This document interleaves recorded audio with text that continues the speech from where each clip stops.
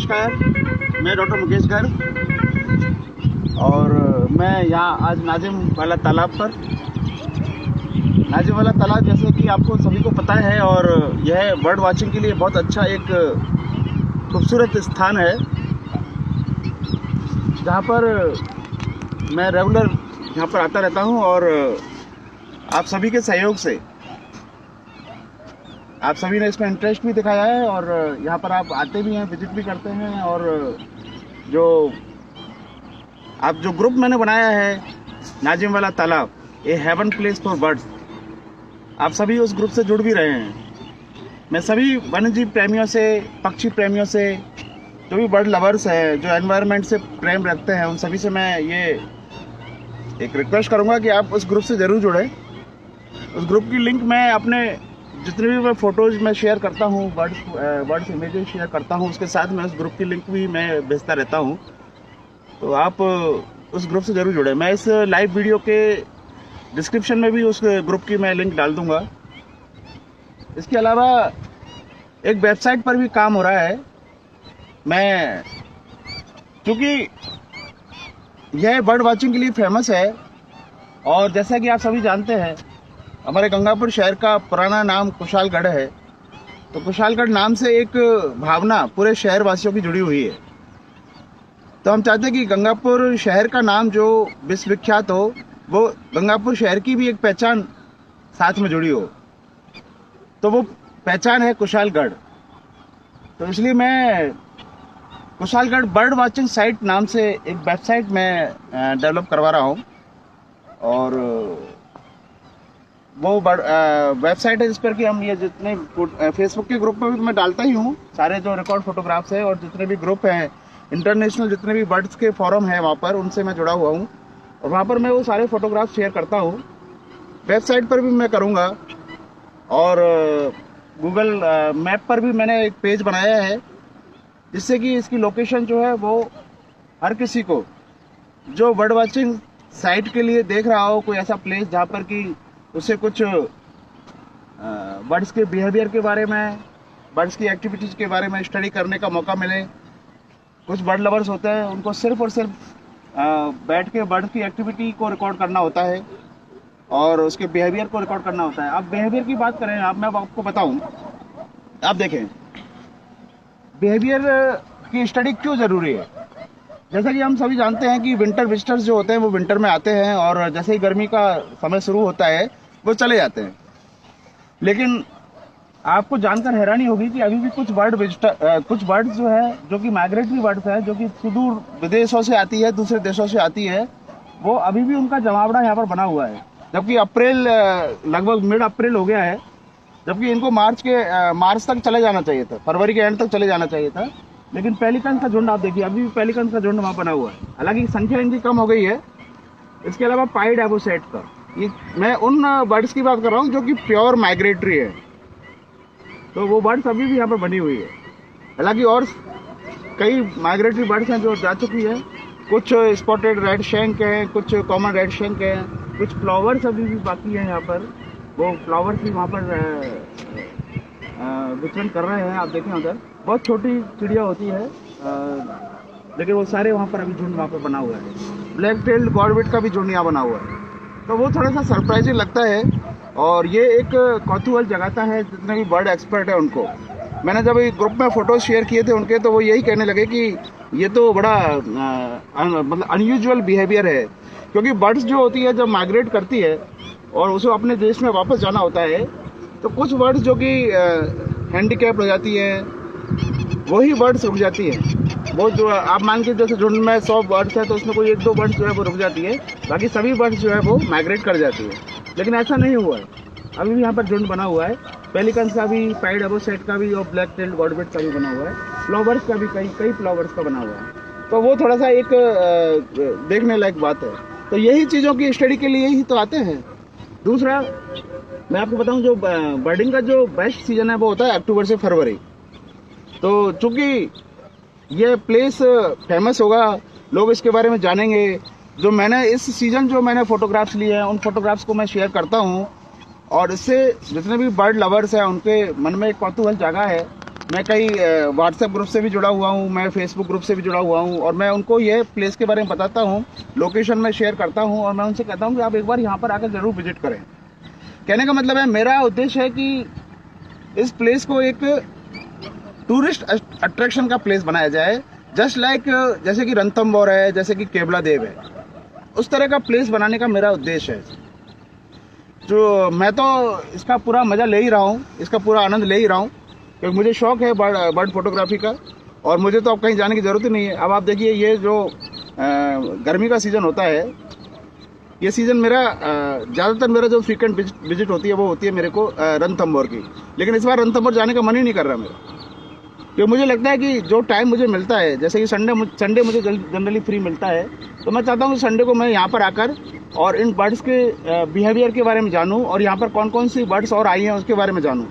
तो ये मेरा उद्देश्य रहता है कि मैं ये जानकारी जो शेयर करूँ, जिस प्रोजेक्ट को, जिस थीम को मैंने उठाया है, जिस सोच को मैंने उठाया है, उस सोच के बारे में मैं ज़्यादा से ज़्यादा स्टडी करके और आप लोगों को शेयर करूँ। मेरा ये उद्देश्य होता है। तो इसलिए मैंने सारी जो प्रायोरिटी है मेरी, वो प्रायोरिटी मैंने अब इसको बना दिया है नाजिम वालिद तालाब को। तो मैं कह रहा था कि कुशालगढ़ बर्ड वॉचिंग साइट नाम से, और मैं इस जगह को पॉपुलर करना चाहता हूँ आप सभी के माध्यम से, जिससे कि अपने गंगापुर के शहर की थीम भी उसमें जुड़ी हुई है, अपनी भावना भी उसमें जुड़ी हुई है। तो वो मेरा एक उद्देश्य था। ऑफिशियली इसको बर्ड सेंचुरी घोषित करने में तो बहुत समय लगेगा, ये गवर्नमेंट ऑफ इंडिया का काम है, और उसमें सबसे ज़्यादा ज़रूरत है वो है पॉलिटिकल विल की। जब तक पॉलिटिकल विल नहीं होगी तब तक ये काम नहीं हो सकता। अब पॉलिटिकल विल के लिए क्या ज़रूरत होती है? वो होती है जनमानस की भावना।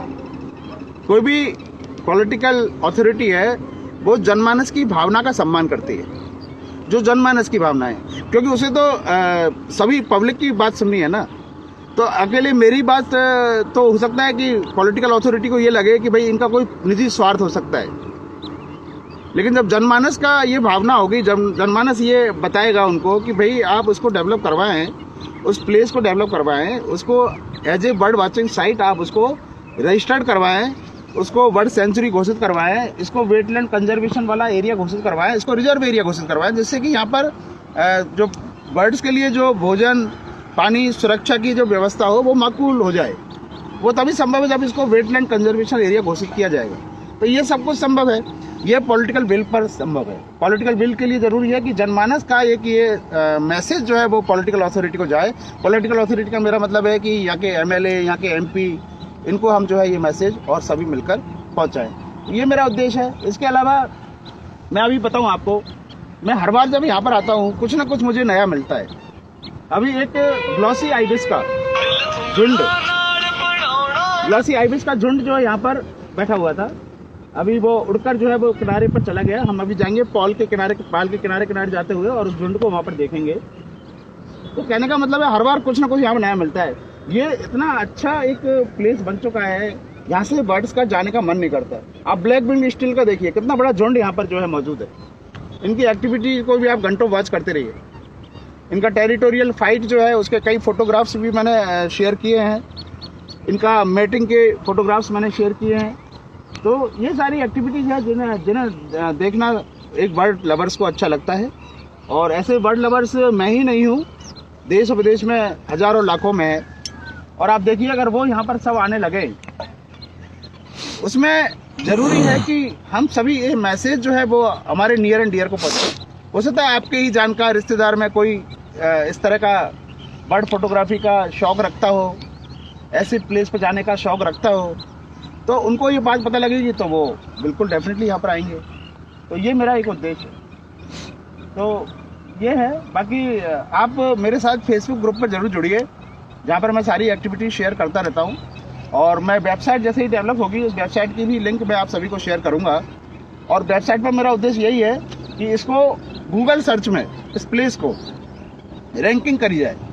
देखिए कोई भी बर्ड वॉचिंग साइट सर्च करेगा best bird watching place in the India, तो ऐसे में उसको बर्ड वॉचिंग साइट में अपने गंगापुर शहर के इस कुशालगढ़ बर्ड वॉचिंग साइट का भी नाम आए, तो निश्चित ही वो उसकी क्वेरी होगी।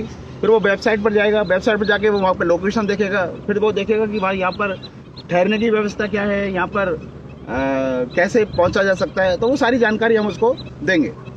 ये मेरा उद्देश्य है। इसके अलावा मेरा उद्देश्य है कि सबसे पहले हम शहरवासियों को, जितने भी हमारे शहरवासी हैं, उनको इस प्लेस के बारे में अवेयर कराएं, उनकी भावनाओं को इससे जोड़ें, क्योंकि यहाँ पर जरूरी है, ये जो पाल वाला एरिया है, इसके चारों तरफ जितना भी किनारे किनारे पर है ना, सब पर जो है वृक्षारोपण का कार्यक्रम होना चाहिए। ये इतना हरा भरा होना चाहिए कि वो क्या करेगा, वो एक तो वातावरण को नेचुरल कूल बनाएगा, पक्षियों के अनुकूल बनाएगा, दूसरा वहाँ पर नेस्टिंग का काम शुरू होगा। और कुछ जो पैसेराइन बर्ड्स हैं जो कि पेड़ों पर रहती है, उन बर्ड्स के लिए एक वो बनेगा। ये तो अब वाटर बर्ड्स है, वाटर बर्ड्स तो आपको पानी में और पानी के किनारे पर मिलेंगी, लेकिन जो पैसेराइन बर्ड्स हैं जो कि पेड़ों पर रहती है, उनके लिए हमको चाहिए कि हम यहाँ पर पूरा, अभी आप देख रहे हैं वो पाल वाला एरिया है, उसको खाली एरिया है, यहाँ पर कोई पेड़ नहीं है, सिर्फ ये यहाँ पर जो आप देखें, इधर दिखाएं, ये वाला जो है, इस एरिया में आपको ये दिख रहे हैं, कुछ आपको ये झाड़ियाँ वनस्पति दिख रही है, अदरवाइज वो पाल वाला एरिया बिल्कुल खाली सा है। तो वहाँ पर पूरे अगर वृक्षारोपण का कार्यक्रम हो जाए, उसमें पूरा नगर परिषद पूरा सहयोग दे रहा है। नगर परिषद ने उधर की वो ज़मीन सारी जो है वो क्लियर करके, और वहाँ पर जो है वृक्षारोपण के लिए उन्होंने वहाँ पर, और ये पूरा प्रयास उनका चल रहा है, लेकिन उसमें शहरवासियों का भी सहयोग होना बहुत ज़रूरी है। अब वृक्षारोपण के कार्यक्रम के लिए भी हम एक मुहिम चलाएंगे। उसमें हम क्या करेंगे कि एक पेड़ लगाने के लिए एक आदमी को का सहयोग हमें चाहिएगा। उसका जो भी खर्चा है, उसमें ट्री गार्ड लगाया जाएगा, उसका जो भी खर्चा है वो आदमी देगा, उसका सहयोग रहेगा, और उसका नाम जो है उस ट्री गार्ड पर लिखा जाएगा। इस तरह का एक प्रोजेक्ट एक बनाने की तैयारी चल रही है। तो वो उससे 500 से 1000 पेड़ कम से कम अगर इस पाल के किनारे लगे, तो ये एक बहुत अच्छा खूबसूरत एक हरा भरा स्थान हो सकता है। दूसरा, आने के लिए बड़ा सुगम हो जाएगा। अब जैसे जो नगर परिषद कर रहा है, वहाँ पर सफाई हो रही है, जिससे कि इस पर पाल पर आना और इस तालाब पर आना अप्रोचेबल हो जाए, वो बहुत ज़रूरी है। दूसरा, जो ज़रूरी हम प्रोजेक्ट जो सोच रहे हैं, वो सोच रहे हैं कि इस बार 1 तारीख को, अगर आपको पता हो, 1 मई को जो है गंगापुर स्थापना दिवस होता है।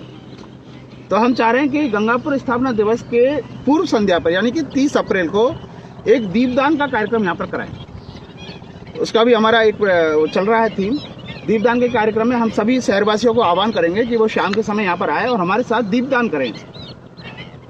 तो वो क्या है, एक भावना जो है वो इससे जुड़ेगी, एक उनका मन इस जगह से जुड़ेगा, और जब मन जुड़ता है ना, तो निश्चित ही जो है वो उनको ये लगेगा कि हाँ, वास्तव में अगर इस प्लेस को डेवलप करेंगे तो ये शहर के लिए एक बहुत अच्छा और एक सुअवसर साबित होगा, जो कि टूरिस्ट अट्रैक्शन की प्लेस बनने के साथ साथ और शहरवासियों के लिए एक रेवेन्यू का भी सोर्स बने। आप देख लीजिए, माधवपुर है और भरतपुर है, वहाँ पर मेन जो रेवेन्यू का जो सोर्स है वो क्या है, टूरिस्ट इंडस्ट्री है या नहीं है, बस वही एक नज़रिया है, वही एक सोच है। और वो अगर सभी शहरवासी इस सोच के बारे में एक बार विचार करें, तो निश्चित ही ये हो सकता है। Thank you very much.